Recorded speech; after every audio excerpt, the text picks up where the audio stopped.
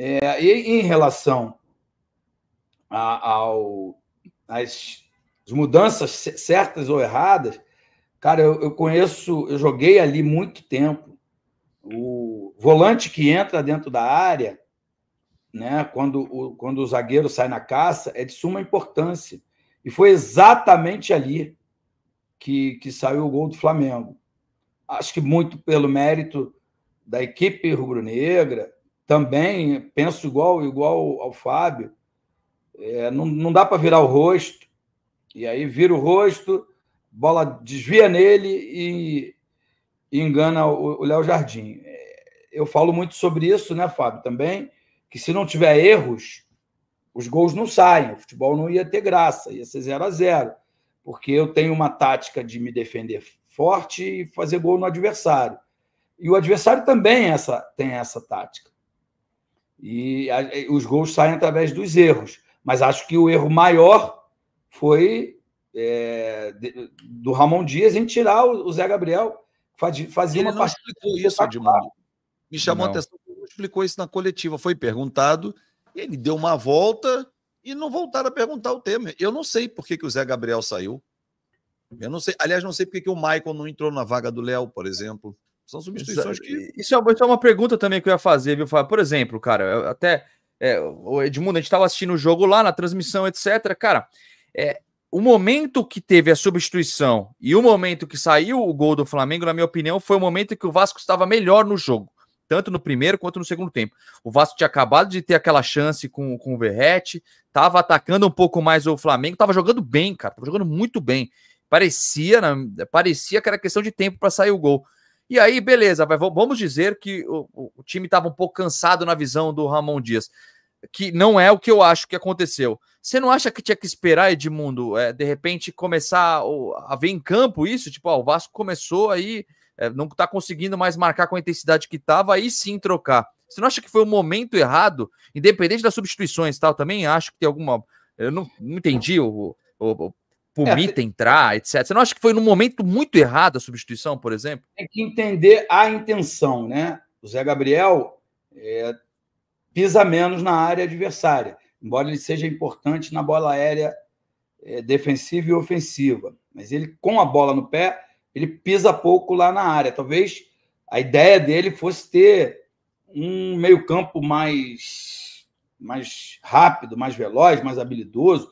Se você for contar na carreira, provavelmente o Jair tem muito mais gols do que o Zé Gabriel.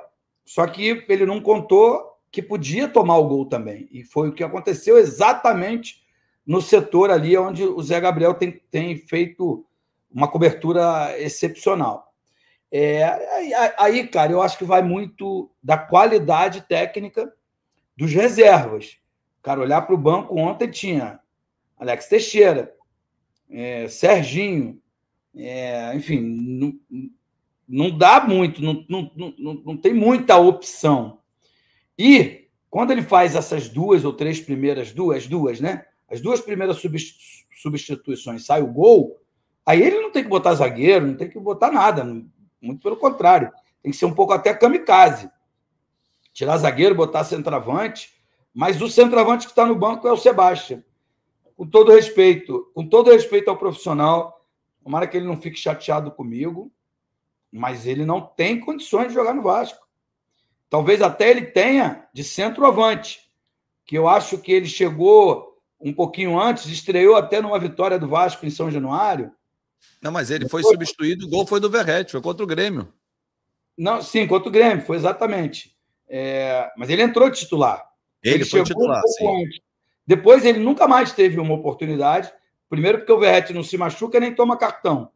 Só que quando ele entra como opção de ser o segundo atacante, segundo homem de área, não funciona, porque ele não tem presença de área e tecnicamente ele é abaixo dos demais. E aí a gente pode se estender ao Orediano, ao Pumita, e aos 43 minutos, se não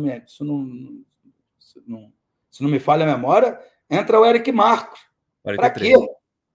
43 minutos para quê, cara? Esse sim, na minha modesta opinião, deveria ter sido o primeiro a entrar para você tornar o Vasco mais ofensivo, porque teve um momento do jogo que quando saiu o Gerson e entrou o Everton Ribeiro, o Flamengo perdeu poder de marcação ali naquele setor.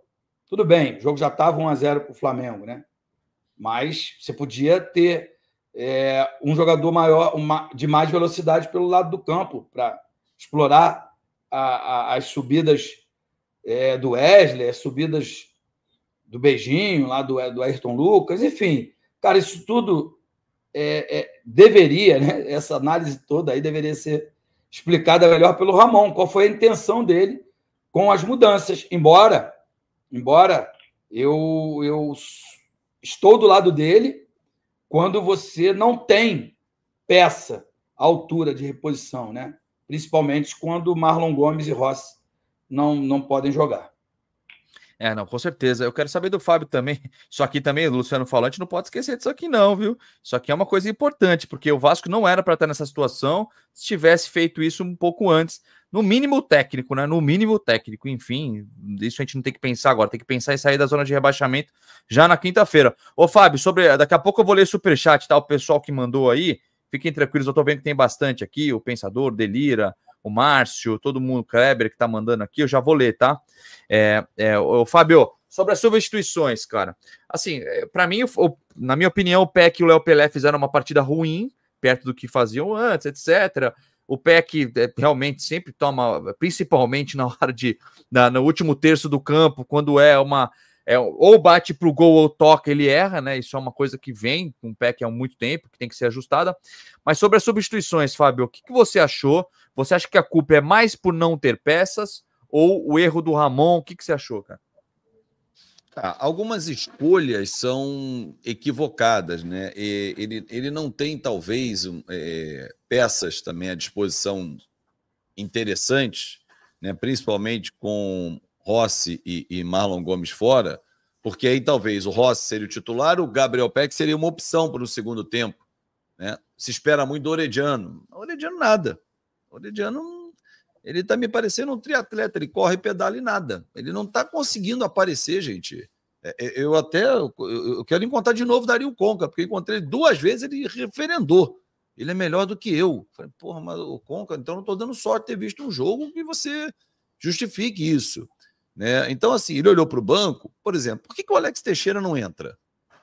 É estranho o Alex Teixeira não entrar. O Alex Teixeira não serve. Se ele está indo para o banco, ele serve. Por que o Serginho não entra? Por que o Eric Marcos entra aos 43?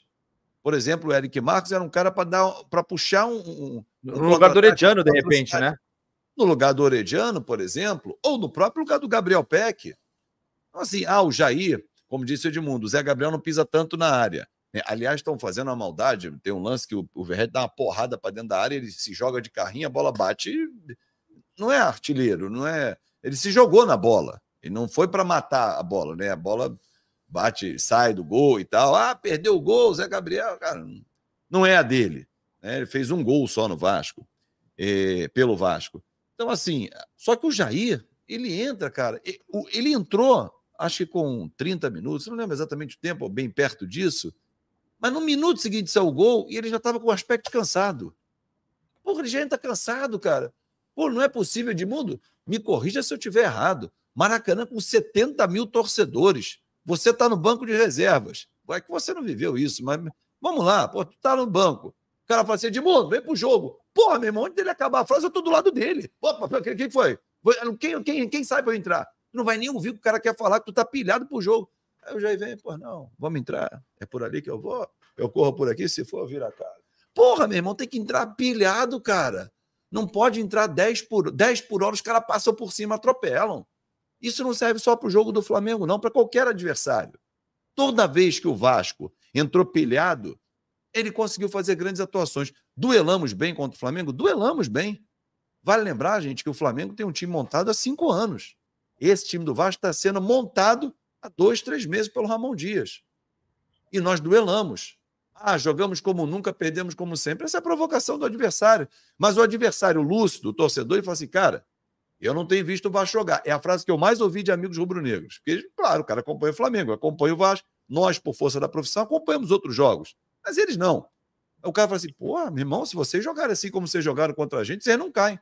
Mas a gente já jogou várias vezes. Fluminense, Curitiba, Fortaleza, São Paulo. São Paulo, mais ou menos. O Santos é um ponto fora da curva. A gente tem vários jogos de exemplos, né? Então, assim, só que o problema é o passivo que está deixado lá do primeiro turno. Aqueles pontos que nós... Hoje eu fiz uma conta, gente, que é de chorar. 12 pontos. Pasmem, nós deixamos em São Januário. 3 para o Goiás, 3 para o Cruzeiro, 3 para o Bahia e 3 para o Santos.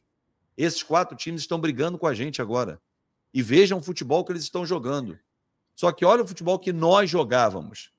Então os caras rasgaram 14 rodadas. O peso é fortíssimo para hoje. Dá tempo, claro que dá. Precisamos de 5 vitórias em 10 jogos. Jogos em casa que nós vamos fazer pontos. Talvez 4, Fábio. Talvez 4.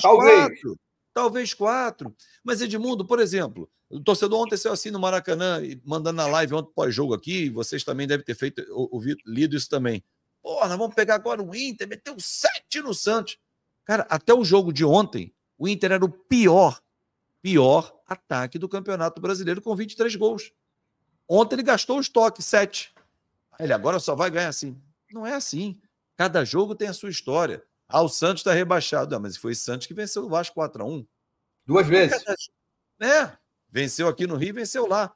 Porque um duelo como esse, vocês vão concordar comigo, venceu em casa, perdeu na casa do adversário, como diz o Pascoal, né, taco a taco.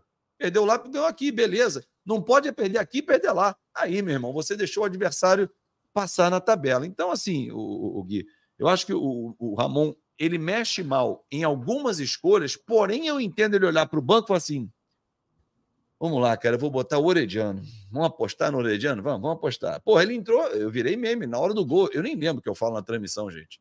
Ele entra e fala, vai, Orediano, vambora, moleque. Hoje é pra cima deles. Aí contra-ataque, gol deles. Pô, eu tô incentivando o cara e sai o gol dos caras. Ah, mas não tem jeito, né, Fábio? Isso aí é uma coisa... expectativa, né? Que você cria expectativa no cara. Porra, agora vai. Vambora, é outro dia, é outro jogo. Igual ainda hoje, mais nesse Vasco, né, cara? Se fosse no outro Vasco, hoje tá puto da vida, não tá? Tá. Amanhã já tá mais ou menos. Quinta-feira, meu irmão, vambora, vamos atropelar o Inter. Nem lembra que o Inter meteu 7. É assim o torcedor, é passional. E nós somos assim também.